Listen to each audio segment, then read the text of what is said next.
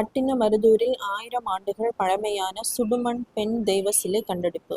இந்த டாபிக் பார்த்தீங்கன்னா group one main சிலபஸில் பேப்பர் 3ல தமிழ் சொசைட்டியில் வந்து கவர் ஆகும்.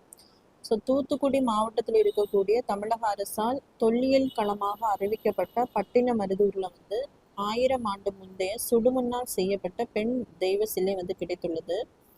இதனுடைய அளவு பார்த்தீங்கன்னா 5.4 சென்டிமீட்டர், மார்பளவு பகுதி சிலை மட்டும்தான் கிடைச்சிருக்கு, கரங்கள் வந்து இல்லை. இதனுடைய முழு உருவம் பார்த்தீங்க அப்படின்னா 17 முதல் 18 சென்டிமீட்டர் வந்து இருந்திருக்கலாம்.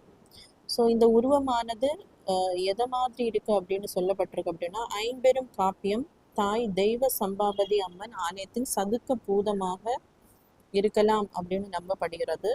அதே மாதிரி சின்ன சின்ன சுடுமண் சிலைகள் வந்து பூம்புகார் மற்றும் கீழடியில் கிடைச்சிருக்கு. இது மட்டும் இல்லாமல் ஒரு 3.2 சென்டிமீட்டர் அளவுள்ள ஒரு கல் ஆயுதமும் கிடைச்சிருக்கு. இதில் ஒரு பக்கத்தில் வந்து பாண்டியர் சின்னமான ஒற்றை மீன் வந்து பொறிக்கப்பட்டிருக்கு.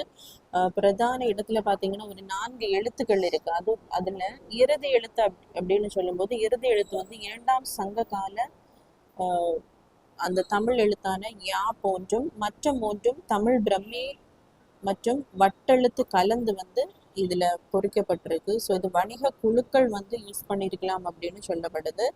ஸோ இந்த 4 எழுத்துக்களையும் சேர்த்தால் குலப்புய, அதாவது குலப்புயங்கம் அப்படிங்கிறது பொருள்படும் அப்படின்னு சொல்லப்பட்டிருக்கு. ஸோ இது நீ ஃபர்தராக நம்ம ஆராயும் போது தான் இதனுடைய உண்மைகள் குறித்து தெரிய வரும் அப்படின்னு சொல்லியிருக்காங்க.